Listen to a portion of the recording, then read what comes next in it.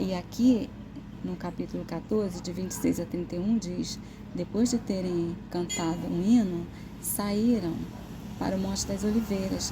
Disse-lhe Jesus: vocês todos me abandonarão, pois está escrito: ferirei o pastor, e as ovelhas serão dispersas. Mas depois de ressuscitar, irei adiante de vocês para a Galiléia. Pedro declarou: ainda que todos te abandonem, eu não te abandonarei.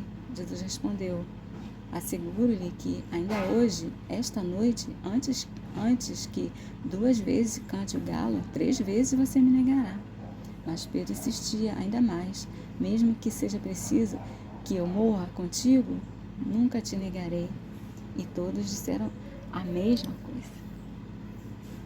Está em Marcos 14, percebemos nessa conversa, tem um tom de realismo. Ele está tentando mostrar tanto a Pedro como aos demais discípulos que eles ainda não estavam prontos, não estavam maduros, que eles ainda tinham deficiência, mas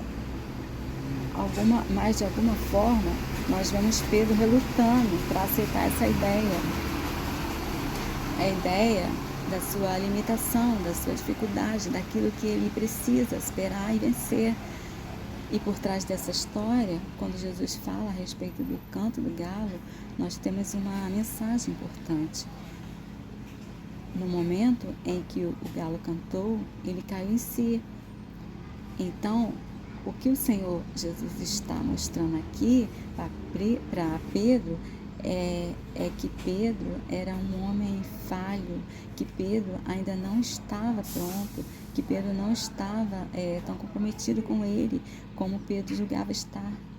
E isso é algo que nós precisamos entender. Em Tiago 5,17, a Bíblia diz que Elias era homem semelhante a nós, sujeito aos mesmos sentimentos de qualquer homem de Deus. Sujeito aos sentimentos de qualquer homem de Deus, mesmo aqueles que cresceram e amadureceram, que puderam ser usados por Deus, eram apresentados na Bíblia como gente falha, como gente limitada. Agora, o que dizer de alguns como Pedro no começo da sua caminhada? A verdade, Pedro, mesmo depois do Pentecoste, mesmo depois de se tornar o grande líder da igreja em Jerusalém, que Paulo classificou como uma das colunas da igreja, continuava sendo falho e limitado, a ponto de Gálatas 2, versículo 11, de Paulo dizer que resistiu a Pedro na cara, porque ele havia se tornado repreensível.